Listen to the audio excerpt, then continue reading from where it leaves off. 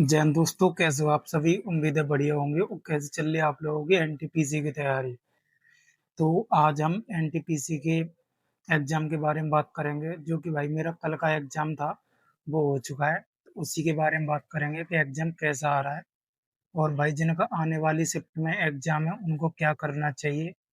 भाई कैसे क्वेश्चन आ रहे हैं मैं सब्जेक्टिव बाय बताऊंगा, और मेरा पेपर कैसा हुआ, और मैंने कितने क्वेश्चन अटेम्प्ट किए ओवरऑल और सब्जेक्टिव, और करंट अफेयर वगैरह कहाँ से पूछ रहा है, कितने साल पुरानी पूछ रहा है, और जीएस का लेवल क्या है। भाई सब पूरा रिव्यू दूंगा, तो आप इस वीडियो में एंड तक बने रहना। और भाई सबसे पहले तो बहुत बहुत धन्यवाद आप सभी का कि 10 के सब्सक्राइबर्स कंप्लीट हो गए हैं आज। तो भाई बिना टाइम वेस्ट करे हमें स्टार्ट करते हैं कि पेपर आ कैसा रहा है। भाई सबसे पहले बात करता हूँ, मेरा पेपर था वो कल था।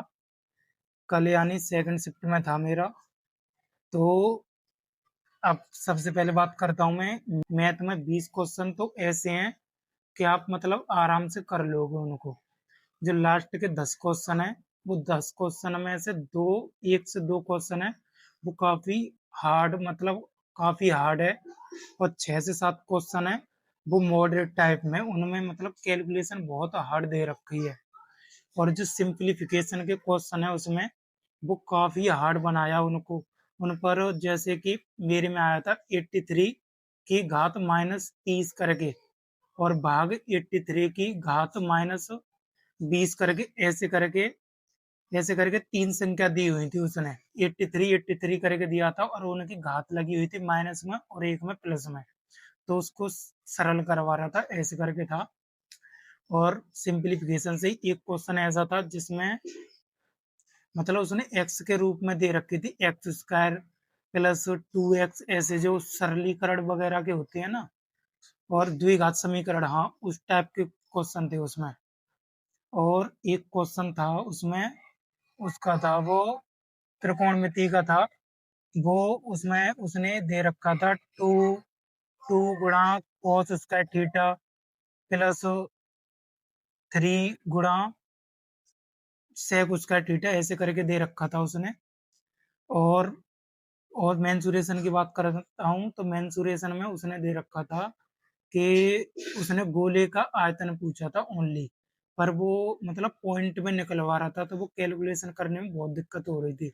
उसने बोला था कि पॉइंट के मतलब दो स्थान तक इसका मान बताओ, ऐसे करके था।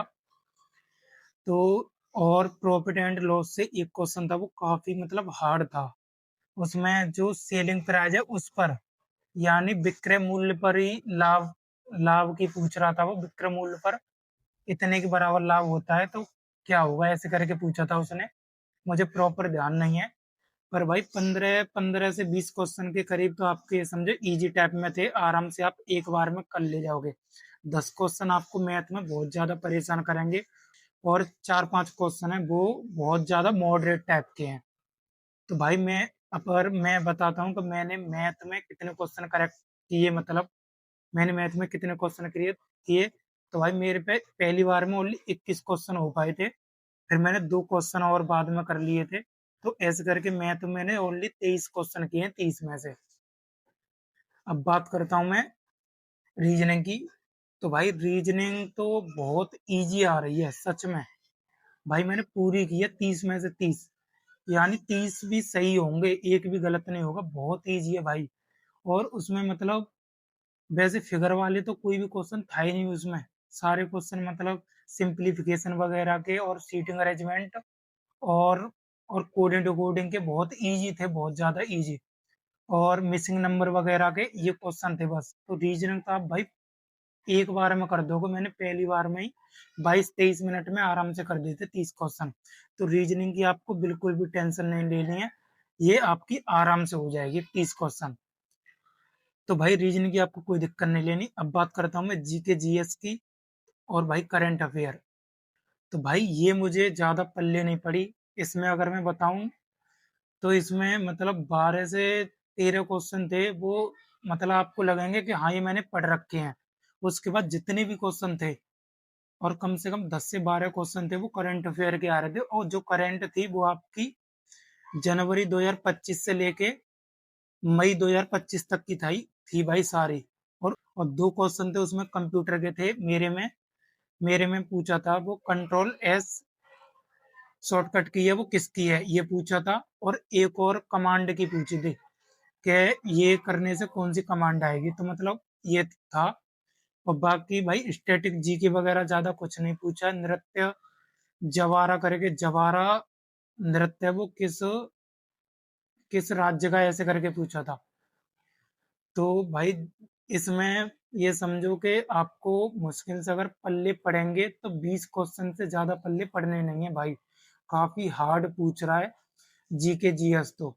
और करंट अफेयर है वो काफी ज्यादा पूछ रहा है, और बजट बजट से ज्यादा पूछ रहा है करंट अफेयर, और वो भी संख्या के रूप में, करोड़ों में। जैसे करोड़ों में रक्षा पर कितना बजट किया, ऐसे करके ऐसे पूछ रखा है। और मतलब वो पूछा था मेरे में, पानीपत का तृतीय युद्ध किन किन के बीच में हुआ था, ऐसे करके पूछा था।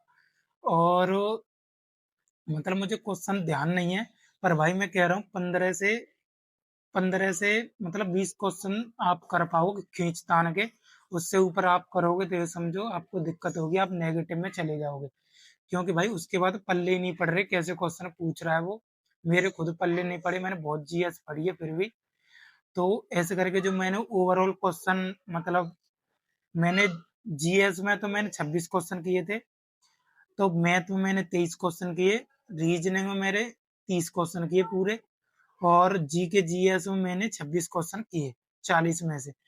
तो ऐसे करके जो मेरा ओवरऑल अटेम्प्ट रहा था वो 79 रहा था, जो कि भाई अटेम्प्ट तो ठीक है, पर अब आंसर की आएगी जब पता पड़ेगा। पर भाई मैं ओवरऑल एग्जाम की बात करूं तो भाई काफी अच्छा पूछ रहा है। इजी मान लो इसमें ओनली इजी 40% पेपर आपका इजी है। 40 से 50% ओनली आपका इजी पेपर है, उसके बाद मॉडरेट टू हार्ड में रखूंगा। तो आप भाई करंट वगैरह पढ़ लेना आप, मतलब जनवरी 2025 से मई 2025 तक की जितनी भी करंट है उसे अच्छे से पढ़ लेना भाई, बहुत अंदर तक की पूछ रहा है उसमें।